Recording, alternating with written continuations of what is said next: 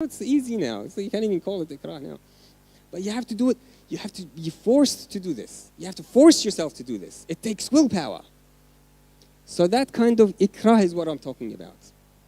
There's an ayah in the Holy Quran that says, أعوذ بالله من الشيطان الرجيم بسم الله الرحمن الرحيم. This idea that I gave just now with regards to prayers in Fajr, that's easy. Really, that's easy. There's more examples that are really easy, like hijab, like fasting, like paying your khums. These are real easy examples, really easy. And we should not be even concerned about these simple examples. Here, look at this ayah. This is hard. بسم الله الرحمن الرحيم كتب عليكم القتال وهو كره لكم. Fighting has been prescribed for you, even though you may hate it. Now, kurh and ikrah come from the same root word. The same root word. Ikrah is translated in English as being obligated to do something or forced to do something. Kurh is when you don't like something, you don't dislike it, right? You hate it. And qital is one of those examples. People don't usually like to go and fight. That doesn't make sense because you end up dead. But here, prescribed for you is fighting. Walau it is something that you don't like. Now this is the principle that we need to take from this statement, from this ayah. This is ayah number 216 of Surah Al-Baqarah. And you all know this. وَعَسَى أَن تَكْرَهُ شَيْئًا وَهُوَ خَيْرٌ لَكُمْ وَعَسَى أَن تُحِبُّ شَيْئًا وَهُوَ شَرٌ لَكُمْ. Lest you hate something and it's good for you. Or you love something but it's bad for you. I use this example a lot in Iran and in Qom when we're talking and we're discussing things. Apparently, I haven't tried, but apparently ham is one of the tastiest meats. And alcohol and wine and red wine are one of the tastiest drinks, right? So some people who become Muslim will find that very difficult for them to give up. It's very difficult for them to give up because they love it. But وَعَسَىٰ أَن تَكْرُهُ شَيْئًا وَهُوَ خَيْرٌ لَكُمْ. Lest you hate something, but it's good for you. So here, this example, I want to just stop here, but finalize this point. When we say La ikraha fi din, this is about the asla matlab. This is about entering into Islam. But once you enter, there are things that you're going to have to do that you don't like to do. But you have to do it because you're obligated to do it.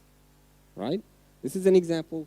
Khums is an example. I mean, khums, I don't know if a lot of people would have experienced this, where they have a really good year, and there's a bumper year, and suddenly you find yourself with, I don't know, $1,000 worth of khums that you have to pay, $5,000 worth of khums that you have to pay, $10,000 worth of khums, and some people are smiling, $100,000 of, we have more people smiling, mashallah. How much is it? You have to give that. It's not even your money. It's not even your money to give. Remember who the real owner of this money is. Allah subhanahu wa ta'ala. He's telling you this is not your money. You're going to have to give it away. And you're going to have to give it to the marja. With all the difficulties and problems that there are in the marja'iyah, with the accountability and the transparentability, all these, still, you're going to have to give it. It's not your money. So yes, there is ikrah. There is something that you will have to do that you don't want to do. And I've mentioned some examples. Sallu ala Muhammad wa ali Muhammad.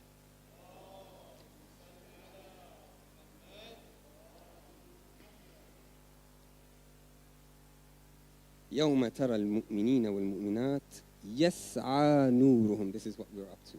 This يسعى نورهم بين أيديهم وبأيمانهم. So inshallah today we'll be talking about this nur. What is this nur? First of all, what's sa'i? What does it mean to say يسعى نورهم? يسعى means that struggling or striving to achieve something. Whether it's khair or shar, whether it's good or bad, it doesn't matter. But you're trying to do it. You're striving to achieve it. And if you've been to Hajj, you remember the sa'i bain as-safa wal marwa. Sa'i means that you're hurdling, like harwala they call it. You're walking at a fast pace. Right? This is called sa'i. What's doing the sa'i here? It's the nur, the illumination, the light. And this is what we want to talk about tonight. And inshallah tomorrow, in fact. What is this nur? Where the ayah of the Holy Quran says, يَوْمَ تَرَى الْمُؤْمِنِينَ وَالْمُؤْمِنَاتِ. On the day that you will see the believing men and believing women their light or their nur doing sa'i or striving or moving ahead of them. بين أيديهم. بين أيديهم is a term that's used in Arabic to say, it means literally in between your hands. But what's in between your hands? What's ahead of you? So this nur is ahead of you. وَبِأَيْمَانِهِمْ, and on their right. Now this issue of this nur, is it one nur that's in front of you, or is it and on your right, or is it two nurs, one in front of you and one on your right? What is this nur in terms of, for example, is it the close ones and then the believers? All of that we're going to leave. I'm going to talk about examples of what nur is. I think all the scholars will believe, at least to some extent, that this nur starts off with your faith, right? This Islam, this believing in monotheism. But then they give different examples of what it can be. So tonight, we're going to give the example of nur. Of course, faith is important, but I'm going to give another example of what this nur may be. And I'm going to prove that it could be this through ayat and narrations. This nur is the Holy Quran. The Holy Quran.